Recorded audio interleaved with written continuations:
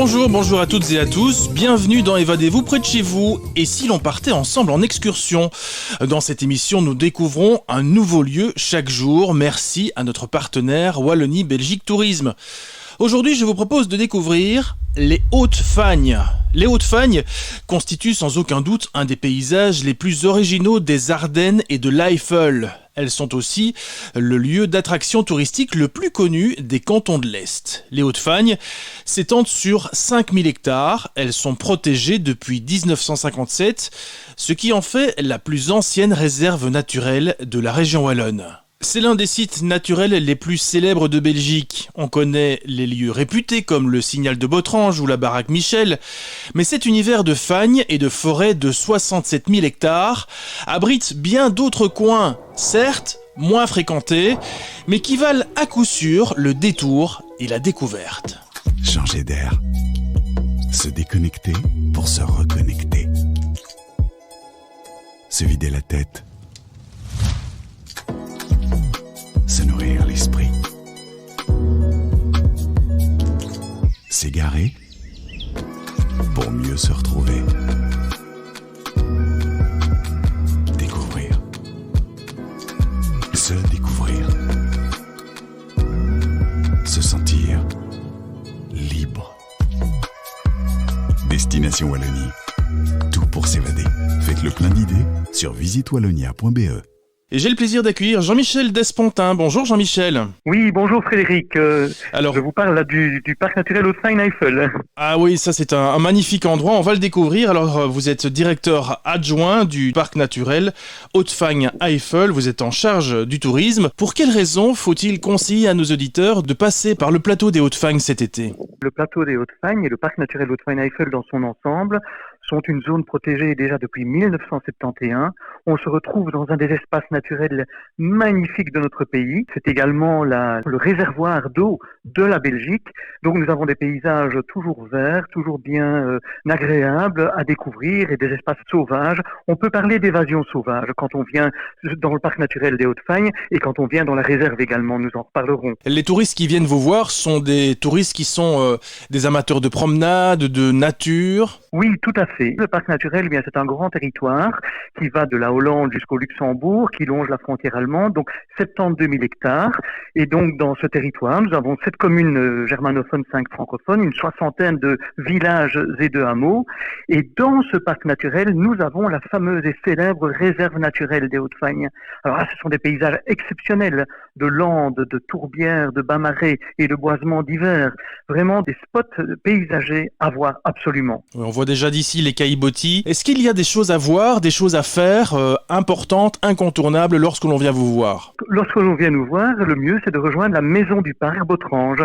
C'est le siège du parc naturel. C'est là que est installée la commission de gestion du parc naturel d'une part et tout l'accueil touristique du parc.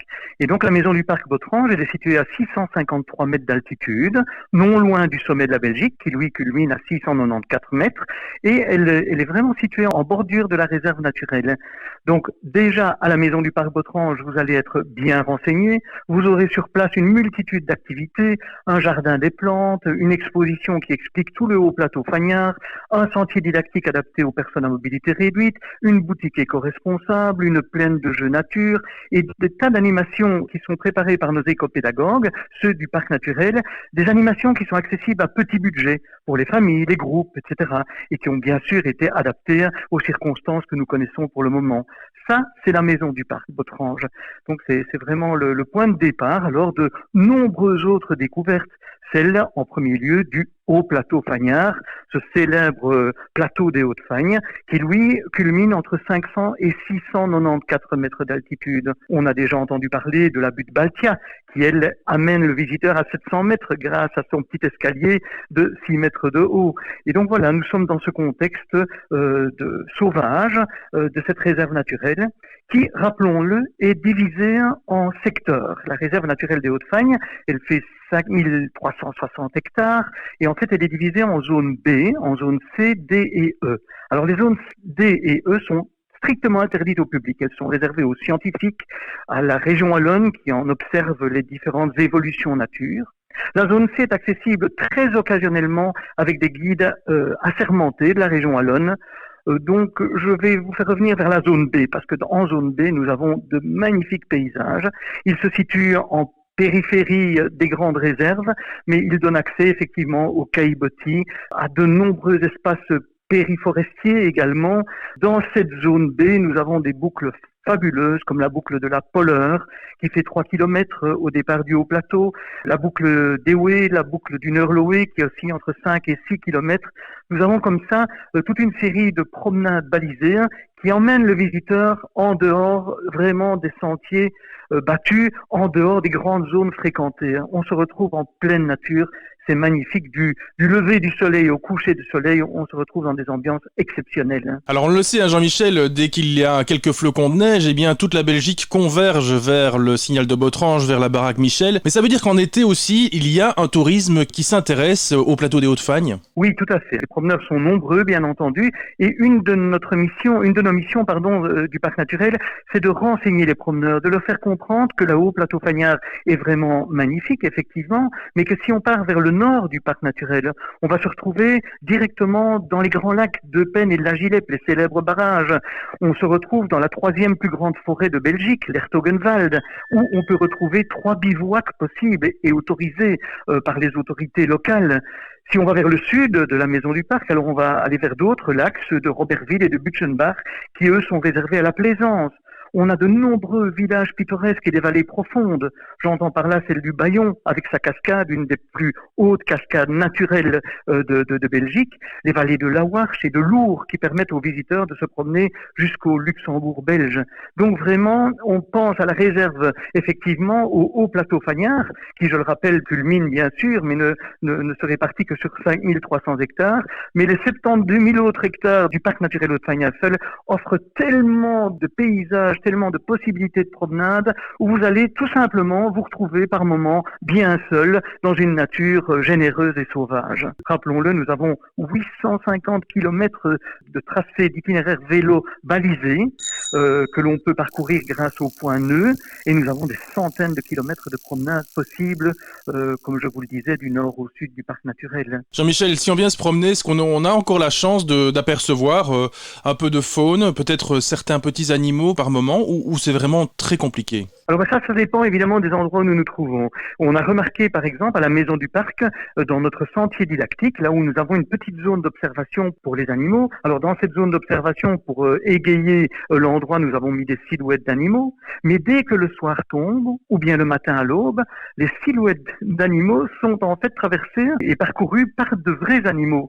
Donc des chevreuils, on a pas mal de cervidés, on peut apercevoir quand il fait bien calme un sanglier.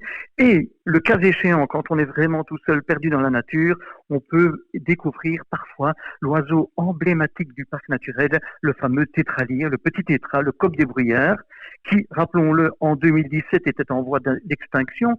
Il y avait à l'époque un mâle et 3 femelles recensées, et qui maintenant, grâce à une réinsertion d'oiseaux que la région wallonne a été chercher en Finlande, dans le nord et en Suède, eh bien on a pu repeupler et on voit que ça fonctionne bien. Donc le petit tétra est de nouveau dans ces territoires, parcourt de nouveau ces territoires magnifiques et uniques en Belgique, uniques en Europe, rappelons-le. Là, c'est le ventre qui parle. Est-ce que vous auriez peut-être l'un ou l'autre endroit à nous conseiller pour manger un bon endroit, pour boire un bon petit verre, une belle petite terrasse? Alors, quand on est sur le haut plateau fagnard, je crois que pratiquement tout Belge, qu'il soit flamand, germanophone ou francophone, sait où se trouve la baraque Michel.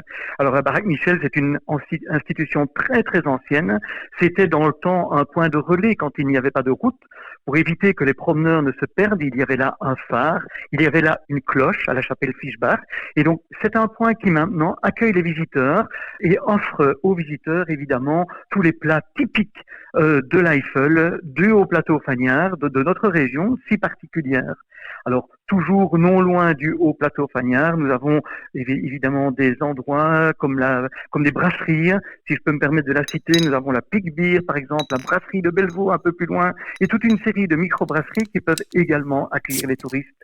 À la maison du parc, eh bien, en période d'ouverture de cette maison du parc, rappelons-le, elle est ouverte 365 jours par an, eh bien, nous avons aussi une petite brasserie qui permet aux familles de venir prendre un verre et de regarder leurs enfants jouer sur la plaine de jeux nature.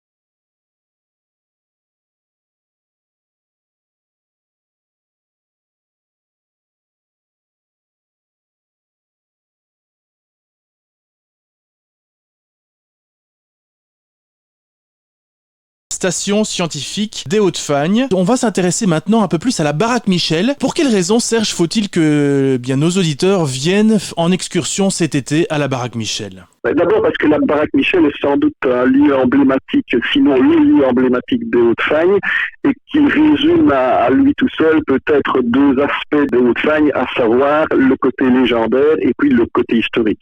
C'est un lieu qui est chargé d'histoire dans la mesure où les Hauts-de-Fagne, depuis le haut Moyen-Âge, sont occupés par l'homme, sont exploités par l'homme. L'histoire de la baraque Michel, c'est un aspect de l'histoire des Hauts-de-Fagne, c'est un endroit qui a été fondé au début du 19e siècle par un certain Michel Schmitz, qui était tailleur de profession et qui a trouvé opportun de venir s'installer là-bas pour bâtir une auberge avec sa famille à un endroit où les gens de la région venaient exploiter les tourbières. Et je dirais pour résumer que la baraque Michel était en quelque sorte un relais et une auberge fagnarde depuis donc le début du 19e siècle. Et c'est toujours d'ailleurs aujourd'hui une auberge et c'est un point de départ évidemment pour de nombreuses promenades. C'est un point de départ pour de nombreuses promenades. Tout près de la baraque Michel, vous allez trouver la petite chapelle Fischbach qui est à 200 mètres de là, et un peu plus loin un autre lieu qui est emblématique, mais là il faut sans doute marcher un petit peu plus longtemps,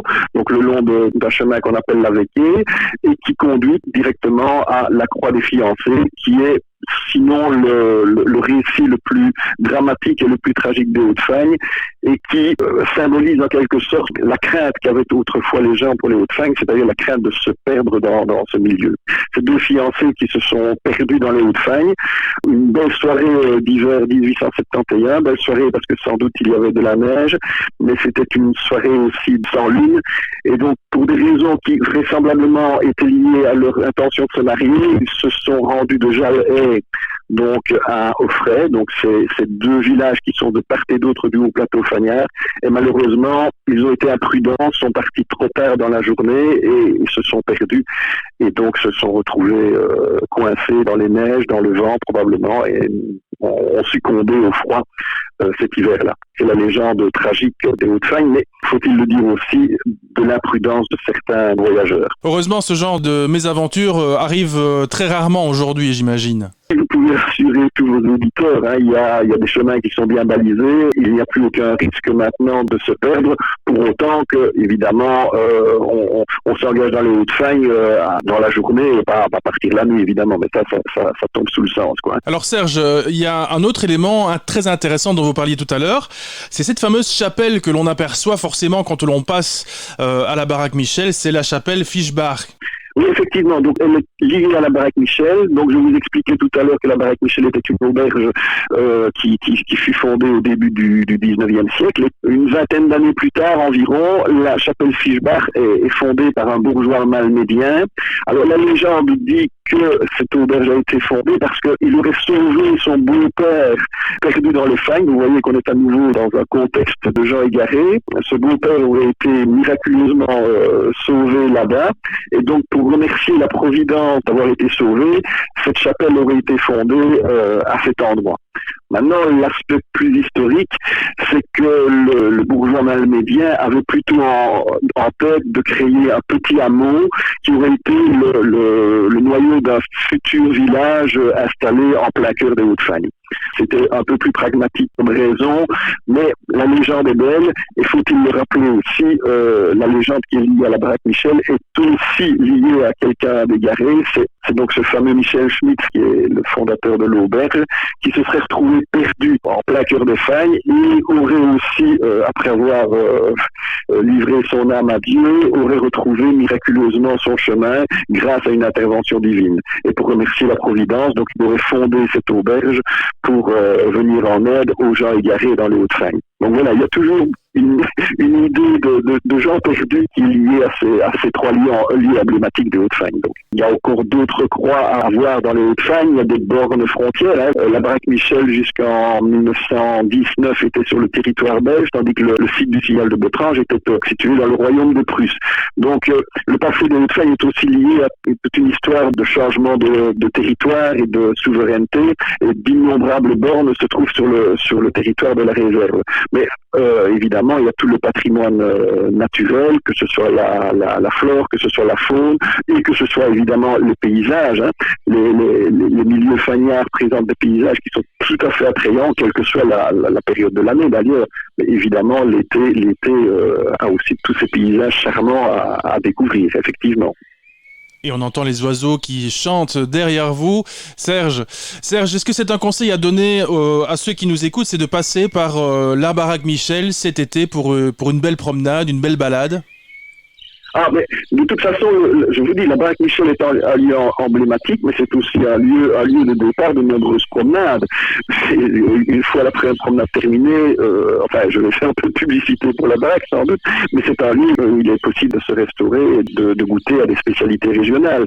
C'est vraiment un des points de départ de balade qui est absolument conseillé. Il y en a d'autres dans les Hauts-de-Fagne, vous avez cité la tour de Bétrange, mais du côté de ce qu'on appelle les Fagnes de l'Est, il y a aussi le site de Ternel, donc qui est établi le long de la route qui va de Eupen à Montjoie. Et là aussi, il est possible de découvrir d'autres aspects des Fagnes à partir de nombreux chemins de randonnée. Mais la baraque Michel reste évidemment un des attraits principaux des Hauts-de-Fagne, c'est clair. Merci Serge Nekrasov, historien, co-directeur de la station scientifique des Hauts-de-Fagne. Dans un instant, on va s'intéresser à un autre lieu emblématique de ce plateau, c'est le château de Reinhardstein. On en fera une petite visite, mais avant cela, on fait une petite pause.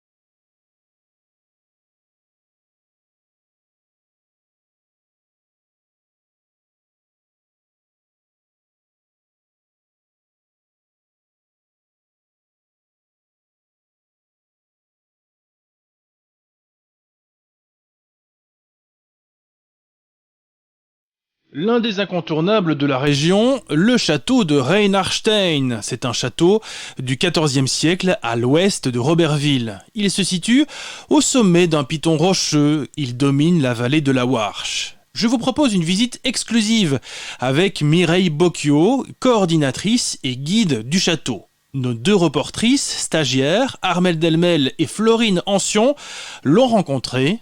On l'écoute. En 1354, quand Renaud de Wem construit ici cette forteresse pour la soldatesque du duc de Luxembourg, il va demander la protection d'un seigneur bien plus puissant que lui, le duc de Luxembourg, qui a aussi des intérêts par ici, dans la mesure où lui est l'avoué, c'est-à-dire le défenseur officiel de l'abbaye de Stavelot-Malmedy. Donc ici, on a une garnison qui fait du 3 en 1. Donc à la fois les frontières sont surveillées, on a une belle vue sur la route de Cuir et de la Fourrure, elle est gardée, il y a des portes. et également donc pour avoir une vue sur Stavelot-Malmedy. Parce qu'à l'époque, la forteresse se défend d'elle-même. Les coteaux sont somme toute assez éloignés, donc si on avait voulu mettre des catapultes, il aurait fallu avoir une fameuse énergie pour jeter ici des boulets. Toutefois, tout avait été conçu puisqu'on a retrouvé des boulets de pierre d'essai. Nous allons rentrer dans ce qu'on appelle la cour d'honneur. Ici, on a une occupation qui est assez ancienne, puisqu'on pense qu'à partir de moins 2000 avant Jésus-Christ, les Celtes ont ici donc exploité le schiste, tant et si bien exploité qu'ils vont créer une ouverture dans la vallée de la Warche. Les Romains vont utiliser cette route qui a été créée en 150 après Jésus-Christ et que ici on va participer à une grande frontière qu'on appelle à l'époque le limès, d'où vient le mot français limite. Et ce limès, en fait, il sépare le monde germanique du monde latin. Il est long de 3000 km et tous les 50 km il est balisé par des petites forteresses en bois. Donc on pense qu'ici, on va avoir une de ces forteresses, ce qui est dans la logique. On a une charte qui nous dit que, en effet, Renaud de Wem va établir ici une forteresse pour la soldatesque du duc de Luxembourg. Mais ça ne veut pas dire qu'il n'y avait pas quelque chose avant. Et puis, à partir de 1430 ici, on va avoir plutôt une maison de chasse, puisque les canons vont arriver. Et du coup, eh bien, la citadelle n'en sera plus trop une. Et par le plus grand des hasards, la lignée mâle des Wem s'éteint. Mais les femmes vont transmettre ce domaine à leur progéniture et alors elles vont aussi épouser des seigneurs avec des noms très germaniques parce qu'il vaut mieux faire la paix avec ses voisins. Donc on aura des Metternich von Oxenhausen. Et donc cette famille-là, c'est une grande famille rhénane. Ceux-ci vont se replier vers 1794 vers leur domaine du côté de Prague à Königswart. Et donc ici, la vieille citadelle, la vieille maison de chasse restera vide. Et donc en 1794, on a ici les ruines. Et nous sommes donc dans ces ruines. Donc, somme toute, ici, la cour d'honneur était beaucoup plus sombre.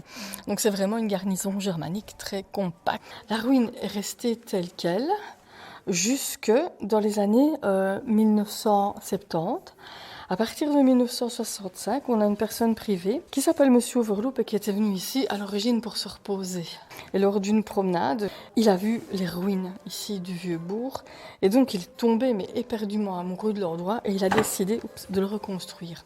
Voilà, une reconstruction qui, somme toute, s'est faite assez rapidement. Alors, non seulement M. Overloop a remonté les murs, mais il a tout meublé. D'autre part, de son vivant, il a créé une ASBL qui nous gère toujours aujourd'hui par son conseil d'administration pour pérenniser son œuvre. C'est l'association de défense du château de Reinhardstein.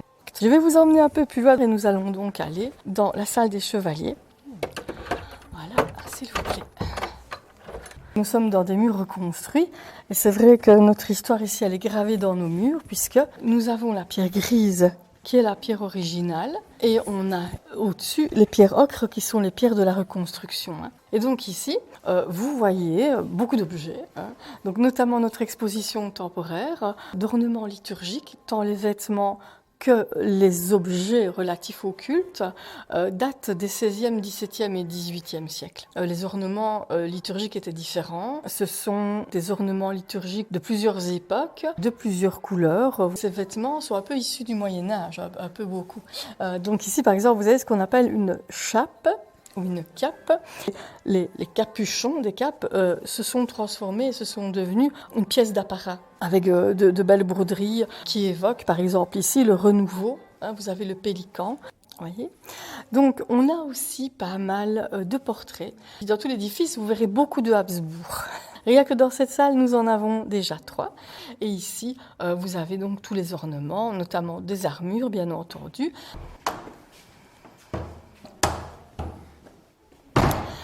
Ici, vous voyez qu'on a pas mal de trophées de chasse.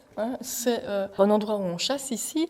Et donc, vous avez ici Saint-Hubert, avec une belle chape, vous voyez, toute brodée. Et donc, Saint-Hubert, ici, il est encore fêté avec ferveur tous les week-ends de novembre, avec le corps de chasse qui sonne toutes les heures, avec une messe.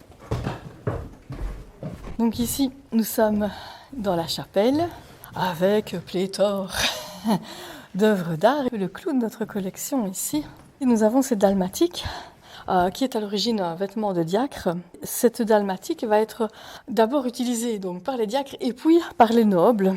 Et donc ici nous avons cette dalmatique qui est comme une tunique mais qui n'a pas de couture. Par contre c'est très riche, c'est très chabarré. Ici c'est un peu plus simple, mais on sait que cette dalmatique a été portée par le prince von Mansfeld en 1555. Ici c'est les amis du château qui ont participé à la restauration de cette pièce. Les activités qu'on peut faire en dehors de la visite alors, château. Vous avez du tir à l'arc qu'on peut faire par groupe. Et donc nous sommes ouverts toute l'année, tous les week-ends. Nous avons donc des événements tout au long de l'année également. Donc ici, l'ouverture tous les jours, les visites.